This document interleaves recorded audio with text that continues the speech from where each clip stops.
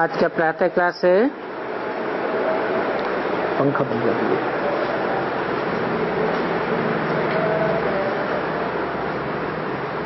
चौबीस 8 65 का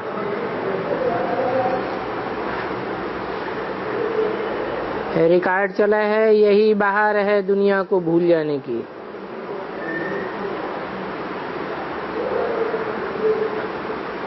ये बच्चे कहाँ आए हुए हैं?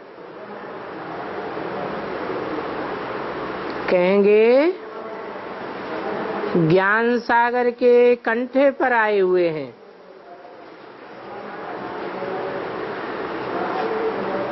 वैसे रहते हैं ज्ञान गंगाओं के कंठे पर, और अभी आए हुए हैं ज्ञान सागर के कंठे पर। और आए कौन हैं? ज्ञान गंगाएं क्या बनने के लिए आए हैं? कौड़ी से हीरा और कंगाल से सरताज बनने के लिए आए हैं।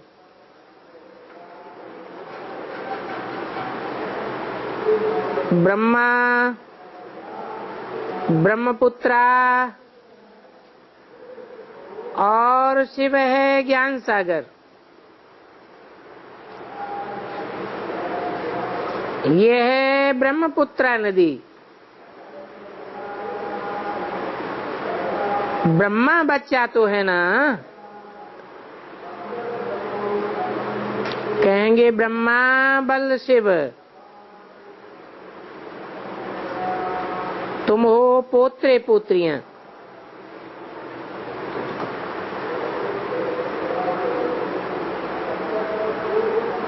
कलकत्ता में कहेंगे सागर और नदियों का बड़ा भारी मेला। वहां गंगा, ब्रह्मपुत्रा और सागर मिलते हैं। ब्रह्मपुत्रा और भी नदियां मिलती हैं। मुख्य है ब्रह्मपुत्रा और सागर का संगम। इनको ही कहते हैं डायमंड हार्बर।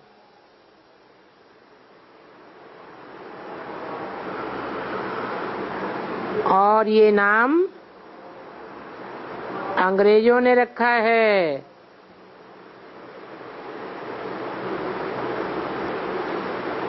परंतु नाम रखने वाले कुछ भी अर्थ नहीं समझते हैं।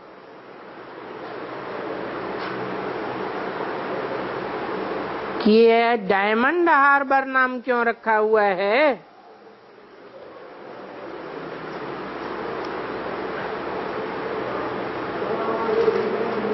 ऐसे ही नाम रख दिया है।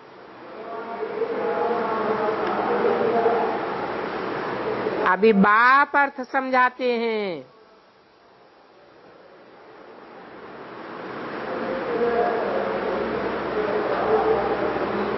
कि ये ज्ञान के रत्नों का हार्बर है, हीरों का हार्बर है।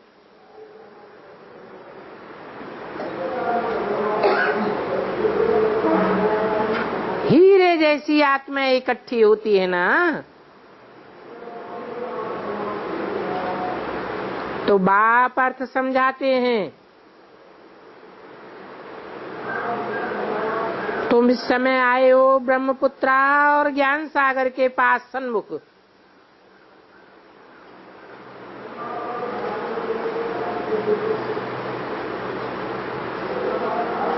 तो उसका यादगार मनाते हैं।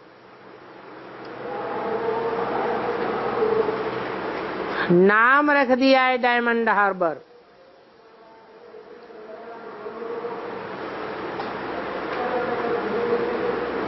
तो वहां भी सागर के सन्मुख जाते हैं हीरा बनने के लिए। परंतु भक्ति मार्ग में तो हीरा बनने के बदले और ही पत्थर बन जाते हैं।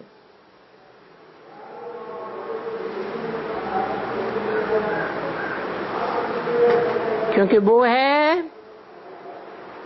पत्थर बनने का भक्ति मार्ग। वो संगम झूठा कहेंगे अथवा उनको मैटेरियल संगम कहेंगे। मैटेरियल तो जड़ होता है ना, और तुम तो चैतन्य हीरे। ये संगम है हीरे जैसी आत्माओं और परमपिता परमात्मा का। दोनों इकट्ठे हैं।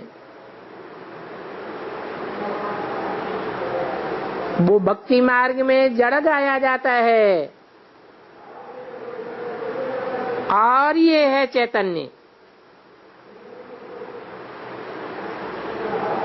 तो चैतन्य होने के कारण यहाँ ये कहाँ भी जा सकते हैं।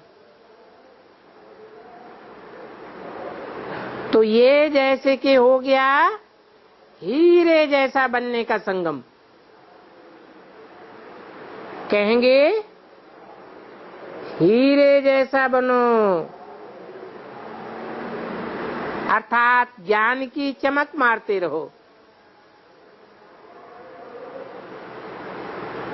ये है ब्रह्मपुत्रा और एडाप्टेड ज्ञान गंगाएं।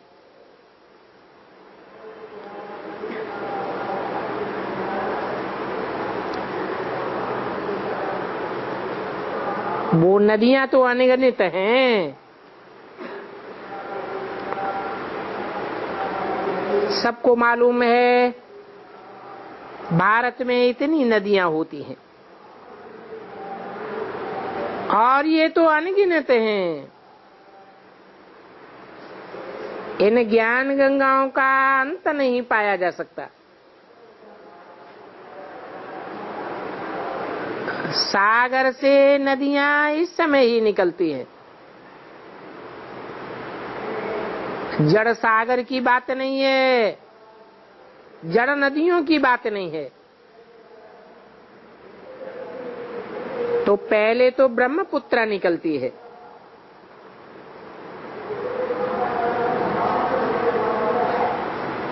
फिर इन द्वारा छोटी मोटी नदियां निकलती हैं।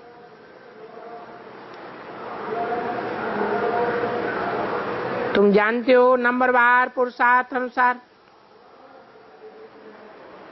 कोई बड़ी नदी है, कोई छोटी नदी है।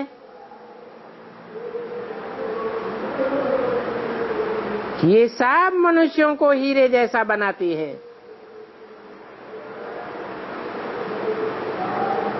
ऐसे भी नहीं कहेंगे कि सिर्फ सूर्यवंशी महाराजा महारानी हीरे जैसा बनते हैं।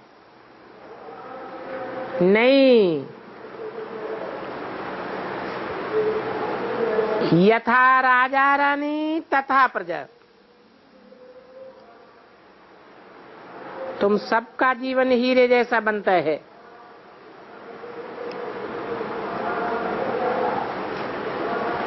जो स्वर्ग के लिए थोड़ा भी पुरुषार्थ करते हैं वो हीरे जैसा बनते हैं।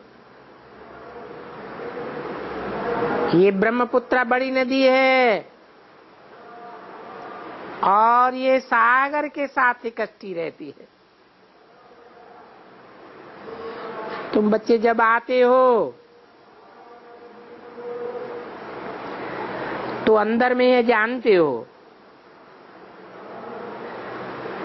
कि हम जाते हैं बाप दादा के पास। ये बाप ही ज्ञान का सागर है।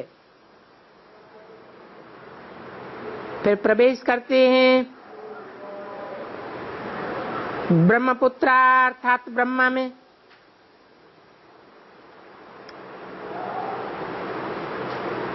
इन द्वारा हमको हीरे जैसा बनाते हैं। अब जो जितना पुरुषार्थ करके श्रीमत पर चले, ये भी जानते हो जहां तक जीना है पुरुषार्थ करना है। काई बात में जीना है?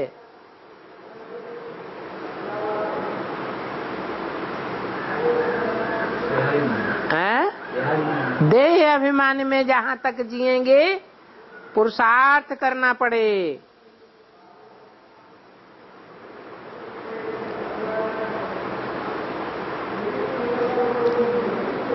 शिक्षा मिलती रहती है।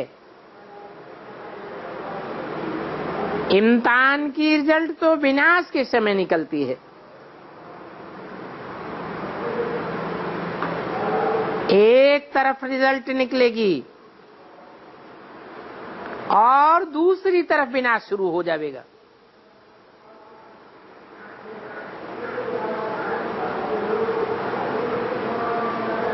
फिर तो हाहाकार हो जाता है। इतना हाहाकार हो जाता है जो बात मत पूछो। इसलिए विनाश होने के पहले तैयार होना है। जानते हो ज्ञान सागर और ब्रह्मपुत्रा दोनों इकट्ठे हैं।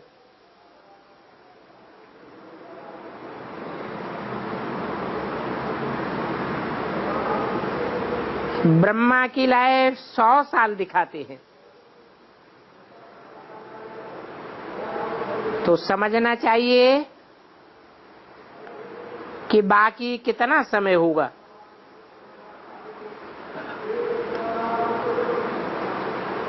और ये जानते हैं जब हमारी राजधानी स्थापन होती है तो ये सारी सफाई होनी है।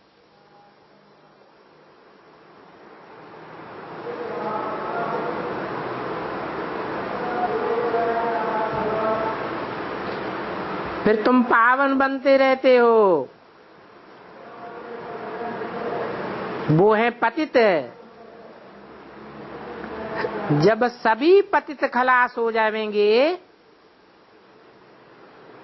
हिसाब किताब चुकतू करके वापस चले जाएं, एक भी पतित न रहे, तब कहेंगे पावन दुनिया।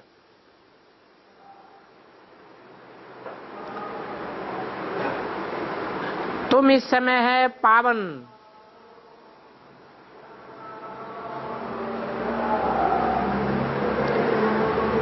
परंतु सारी दुनिया तो पावन नहीं है।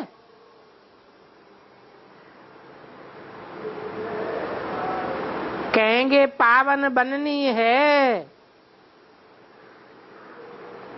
जब विनाश होगा तब पावन बनेगी।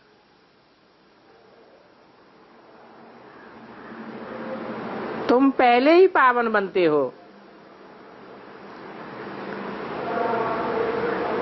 तो उनको नई दुनिया कहेंगे।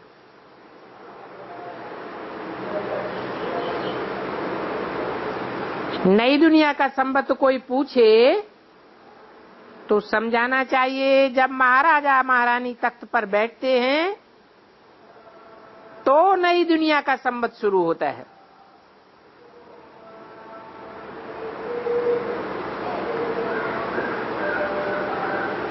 जब तक नया संबंध शुरू हो तब तक पुराना संबंध जरूर कायम रहेगा।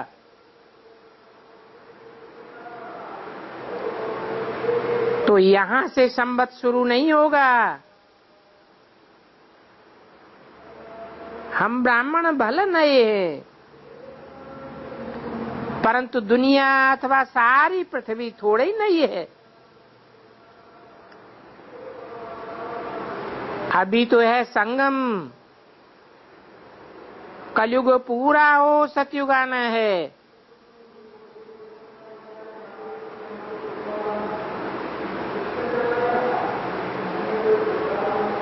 हम तो रहते ही हैं फर्स्ट प्रिंसेस के साथ। राधे कृष्ण। फिर भी हम उस समय सतयुग नहीं कहेंगे।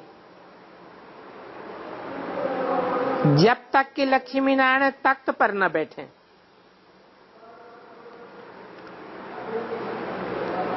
उस समय कुछ न कुछ खिटपिट चलती है।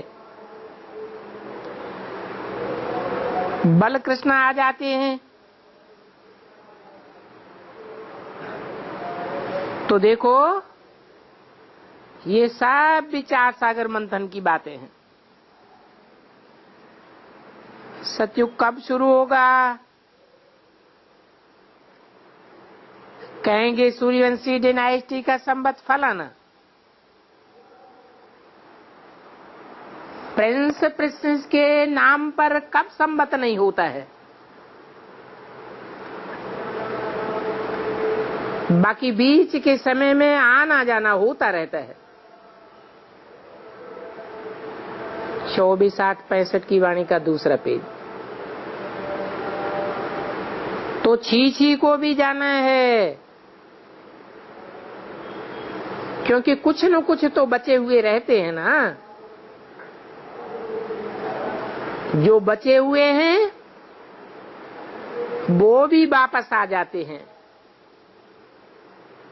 उनको टाइम लगता है, परंतु ये बातें कौन समझाते हैं? ज्ञान सागर भी समझाते हैं, ब्रह्मपुत्रा ज्ञान नदी भी है, तो दोनों इकट्ठे समझाते हैं। वो कुंभ का मेला तो वर्ष वर्ष लगता रहता है, और ये कुंभ का मेला, सागर और नदियों का मेला जैसा तैसा है, 40-50 वर्ष चलता है।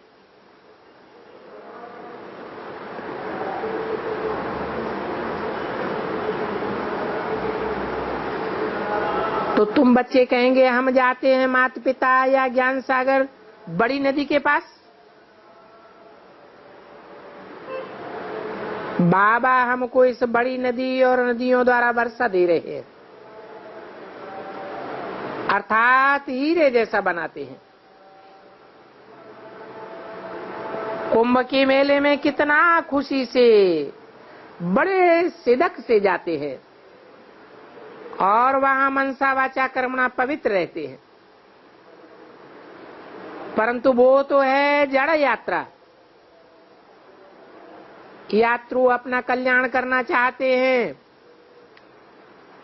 पन्नों का तो इतना कल्याण नहीं होता है जितना यात्रियों का होता है। पंडे लोग तो पैसा इकट्ठा करने जाते हैं,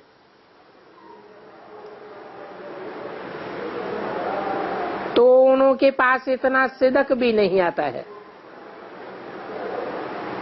खुशी नहीं आती है। यात्रियों को तो रहता है ना।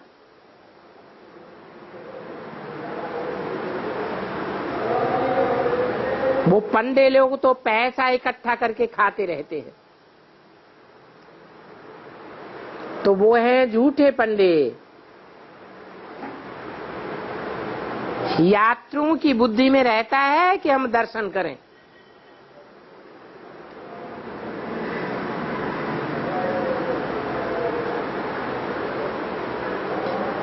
ये तो ज्ञान नेत्र से दर्शन करने की बात है। वो भक्त लोग भी बहुत अच्छी भावना से जाते हैं, तो कईयों को साक्षात्कार भी हो जाता है। वो जानते हैं कि लिंग बर्फ का बना रहता है,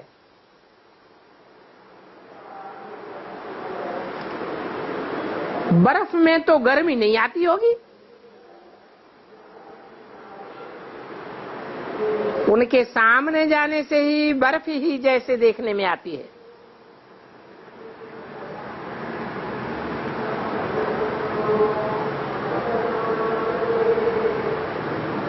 इंद्रियां ही शीतल हो जावे तो भावना वाले तो खुश हो जाते हैं।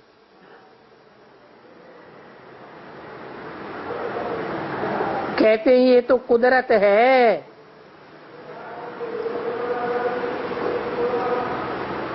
कि बर्फ में भी भगवान नजर आता है।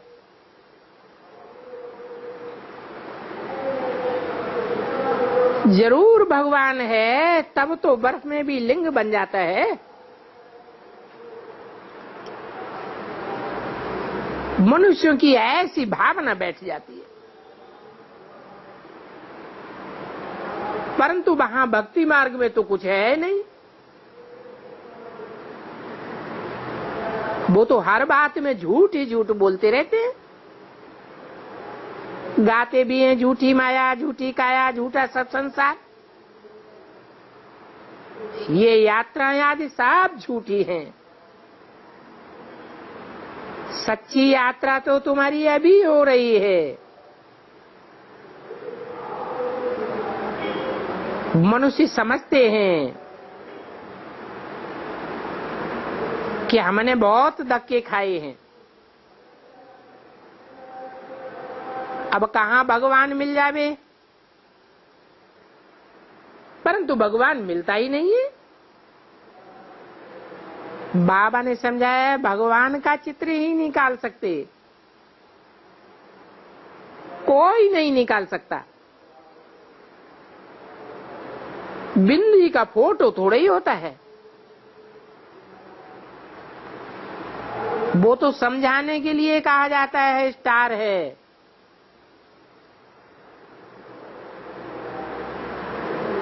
बिंदु को छोटे से छोटा बनाया जा सकता, फोटो कैसे निकलेगा। तो कहते हैं भ्रकुटी के बीच में चमकता है अजब सितारा। कई बच्चियां हैं जो मस्तक पर छोटा स्टार भी लगाती है, क्योंकि ये सुना हुआ है ना कि आत्मा का निवास भ्रकुटी में है, तो स्टार भी लगाते हैं। सच्चा तिलक अगर कहें तो सच्चा तिलक वो है। राजाई का तिलक फिर बड़ा होता है, क्योंकि वो तो स्थूल राज तिलक मिलता है। आत्मा तो स्टार है, सूक्ष्म है। तुम बच्चों को ज्ञान आ जाता है, हम आत्माओं को अब राज तिलक मिलता है। आत्मा समझती है अभी हमको परमपिता परमात्मा से राज तिलक मिलता है। भ्रकुटी के बीच में हमेशा स्टार कहते हैं, तो बहुत अच्छा स्टार लगाते हैं। कोई सोने का भी लगाते हैं। सौभाग्य तो सोने का होता है। अभी तो तुमको सारा ज्ञान मिला हुआ है। हम स्टार अब हीरे जैसा बनते हैं। हम आत्मा स्टार हैं और परमपिता परमात्मा भी इतना ही छोटा है, परंतु उनमें सारी नॉलेज है। ये बहुत गुह्य बातें हैं। तुमको ज्ञान अर्थात सोजरा मिला है। तुमने परमपिता परमात्मा के रूप को भी सह देखा है। जैसे आत्मा का साक्षात्कार होता है वैसे परमात्मा का भी होता है। तो कहेंगे जैसे तुम हो वैसे मैं हूं। बाकी बच्चे को बाप का क्या साक्षात्कार चाहिए। आत्मा छोटी बड़ी नहीं है। जैसे तुम हो वैसे बाप है। सिर्फ महिमा और पार्ट अलग अलग है।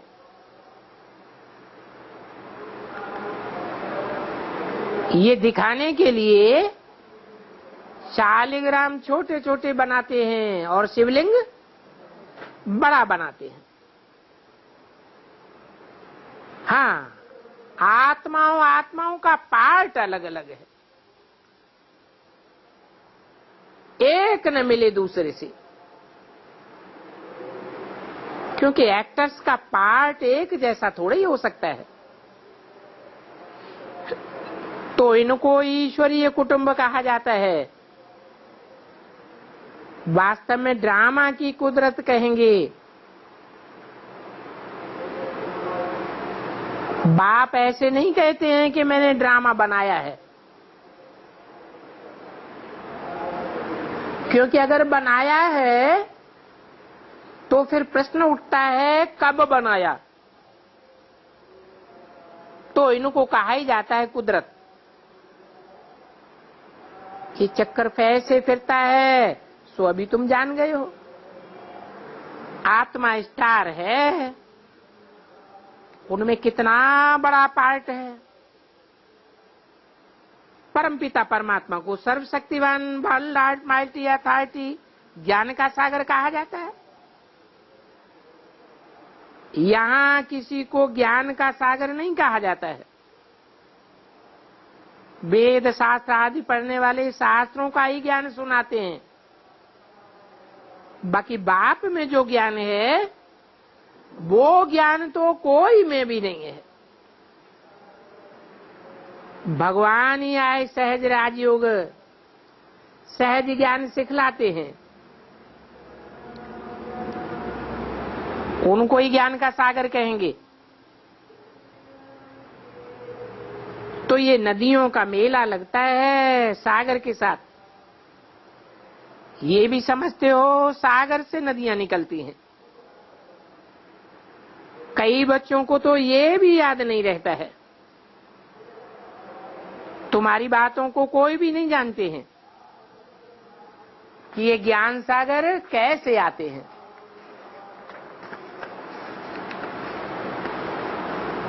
और ये ज्ञान गंगाएं कैसे ज्ञान पाती हैं। ये ज्ञान की बातें हैं। 24, 8, 65 की वाणी का 3रा पेज। झूठी बातें तो मनुष्यों द्वारा बहुत चलती हैं, तो सच्ची बातों का कोई को पता नहीं है। तुम उस सागर और ज्ञान सागर दोनों को जानते हो। अभी तो वो सागर और नदियों भी दुख देती रहती हैं। सागर भी उथल पड़ता है तो कितना नुकसान हो जाता है। अभी ज्ञान सागर पतित पावन बाप को सभी याद करते हैं। उस सागर व नदियों को कोई याद नहीं करते हैं। वो तो दुखदाई बन जाते हैं। ये सागर कोई दुखदाई थोड़े ही बनते हैं। पतित पावन ज्ञान सागर को याद करते हैं। उस सागर से ही ये नदियां निकलती हैं। उनके नाम रूप देश काल को जानते ही नहीं है। बल शिव नाम कहते भी हैं, सिर्फ लिंग का नाम रख दिया है। क्या नाम रख दिया है? लिंग का नाम क्या रख दिया है? शिव। बाबा का नाम तो अविनाशी है। नाम किस आधार पर रखा जाता है? काम के आधार पर नाम रखा जाता है। जरूर कल्याणकारी है। शिव बाबा रचयिता है और उनकी रचना भी है। गॉड इज वन कहा जाता है और रचना भी एक ही है। और दोनों अनादि हैं।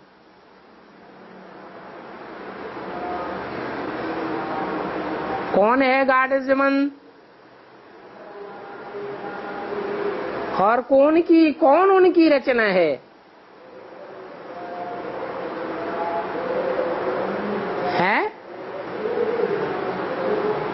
कृष्ण को आदि कहेंगे या अनादि कहेंगे? सतयुग में आदि होता है कृष्ण, पहला पत्ता बन के आता है। तो गॉड इज वन और उनकी रचना भी वन। वो रचना कौन है? जो गॉड इज वन वो भी अनादि और रचना भी अनादि। कौन है गॉड? है प्रजापिता। प्रजापिता तो संगम में ही होता है। शिव बाप अनादि है, उनकी रचना है। अरे ब्रह्मा विष्णु शंकर रचना है या नहीं है? उनमें भी पहली रचना कौन है?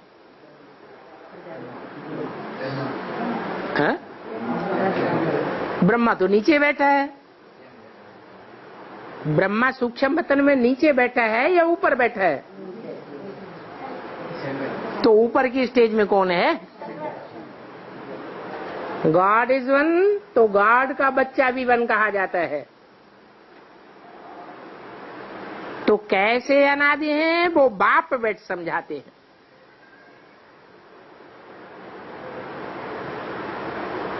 सतयुग में त्योहार आदि कुछ नहीं होते हैं,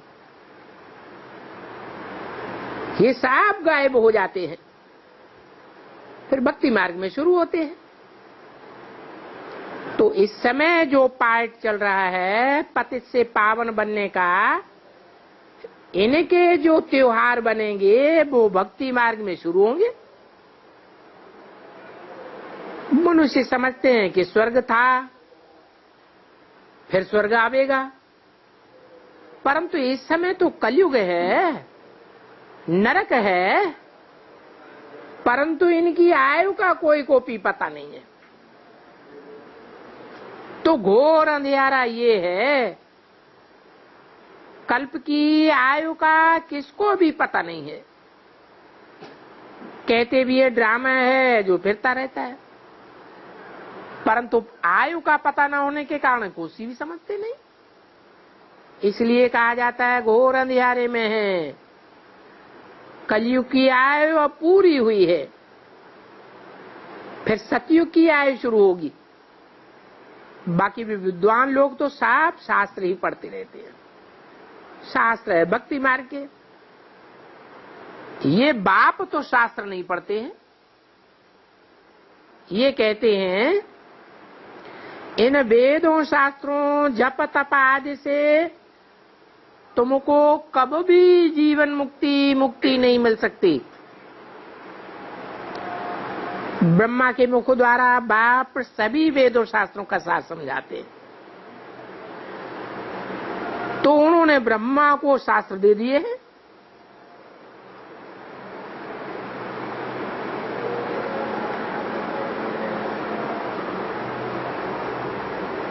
है? कौन से ब्रह्मा को शास्त्र दे दिए हैं? है? अरे यादगार है ना चित्र वगैरह, तो कौन से ब्रह्मा को शास्त्र दे दिए हैं? ब्रह्मा तो अनेकों के नाम है, फिर शास्त्र कौन से ब्रह्मा को दे दिए हैं जो वेदों शास्त्रों का सार समझाते हैं? है?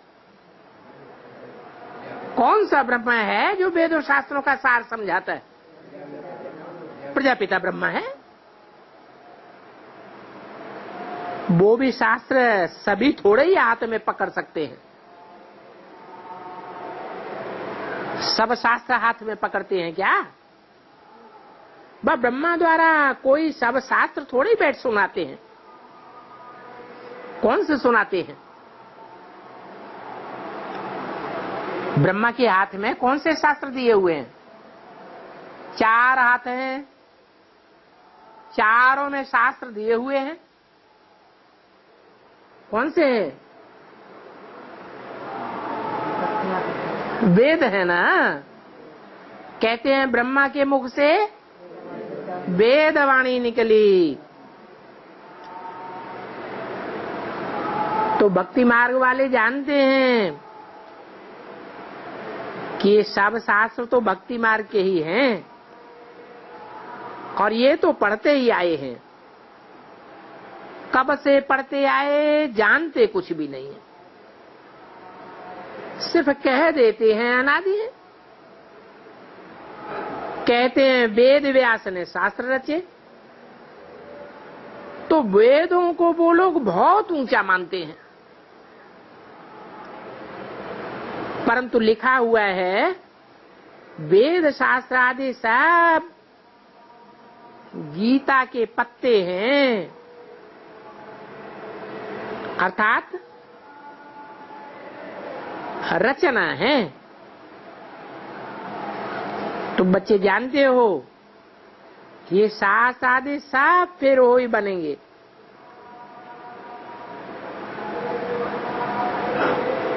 और वो ही नाम रखेंगे। किसने बनाया ये भी जानने की कोई दरकार नहीं है।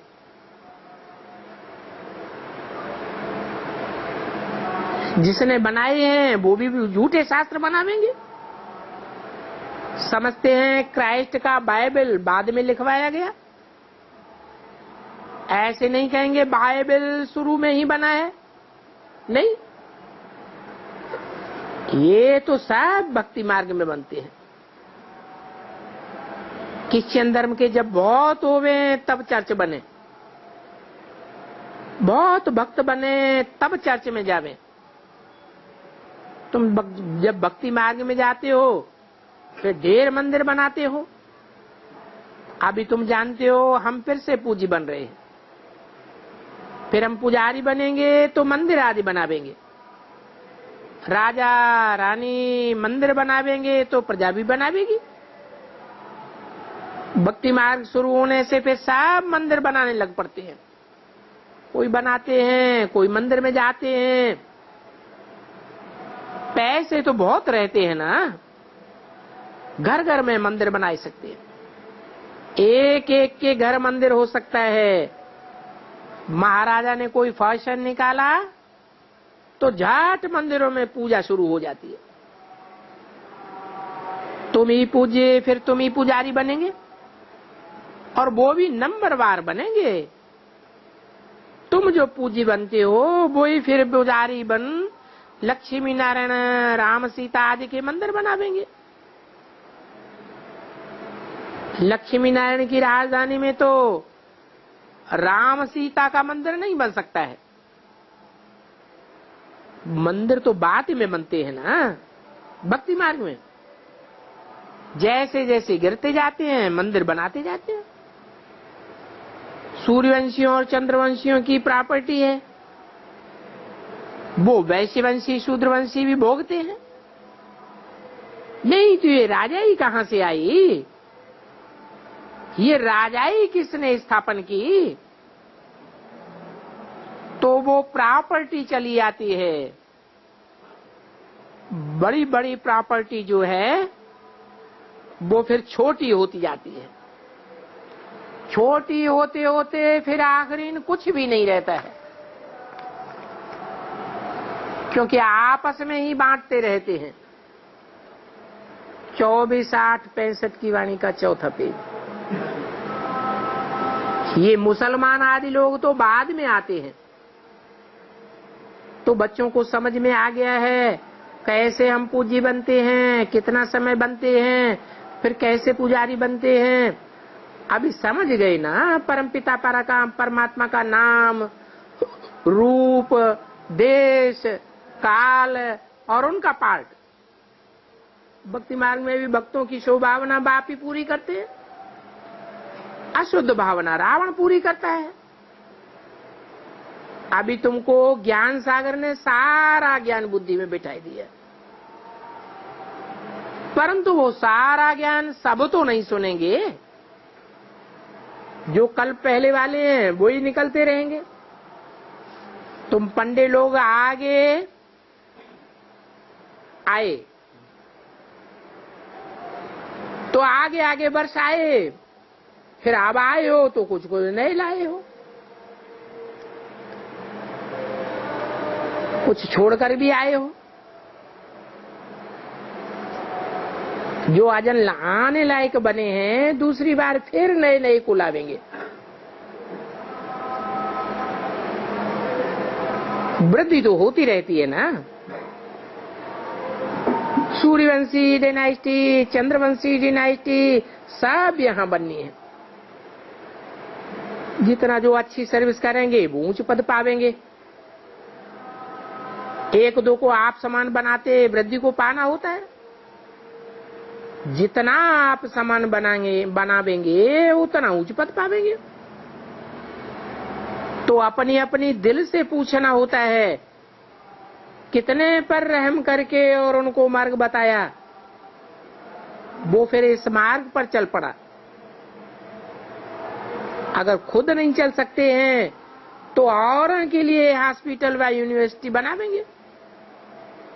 ऐसे भी होते हैं, कहेंगे हम धन से सेवा कर सकते हैं, मनसा वाचा सेवा नहीं कर सकते हैं, इससे भी बहुतों का फायदा होगा, तो इसका आजूरा मिल जाएगा।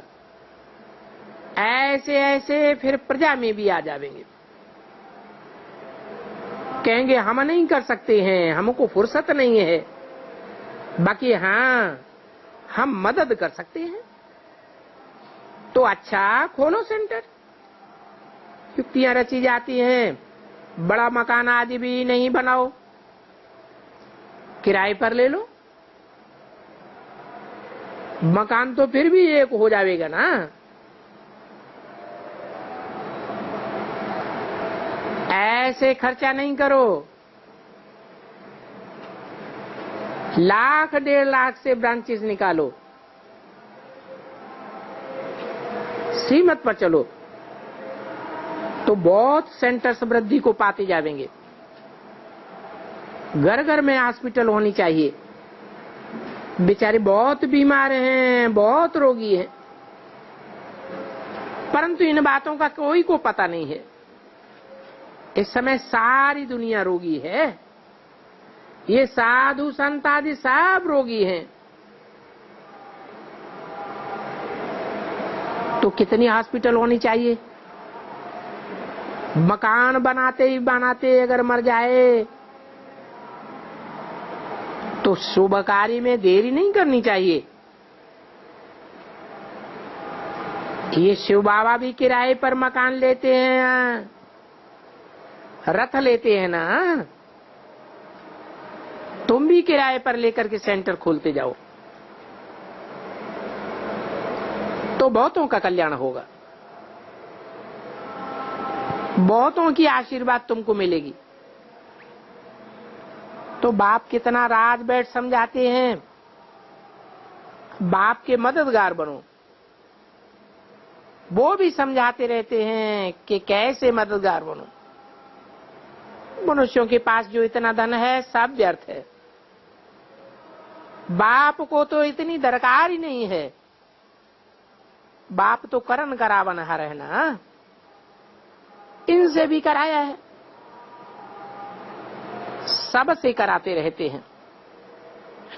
शिव बाबा कहते हैं मैं राय देता हूं और आता ही हूं राय देने के लिए। ऐसी राय देता हूं जो तुम एकदम धनवान बन जाते हो। ये गॉड फादरली पढ़ाई है, इसको कहेंगे सोर्स ऑफ इनकम। 21 जन्मों की बादशाही मिलती है, पढ़ाने वाला भगवान है, उनके साथ योग लगाना है, इनको कहा जाता है ज्ञान का सागर। योगेश्वर है, ईश्वर अपने साथ योग सिखलाते हैं और ज्ञान भी देते हैं। बाकी श्री को योगेश्वर नहीं कहा जाता है। योग सिलाने वाला ईश्वर है, श्री कृष्ण नहीं है। वो ज्ञान का सागर भी है, आदि मध्य अंत का ज्ञान सुनाते हैं। अच्छा, मम्मा चली गई, ये भी एक तूफान आ गया। अच्छे अच्छे झाड़ों को गिराई दिया,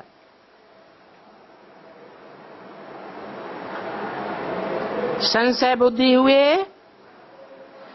फिर बाबा की मुरली ने, ज्ञान संजनी बूटी ने बहुतों को खड़ा कर दिया। कोई तो अभी तक भी झुकते रहते हैं। बाप कहते हैं, बच्चे माम एकम याद करो, मम्मा को भी याद न करो, नंगे आए थे, अशरीरी बनो।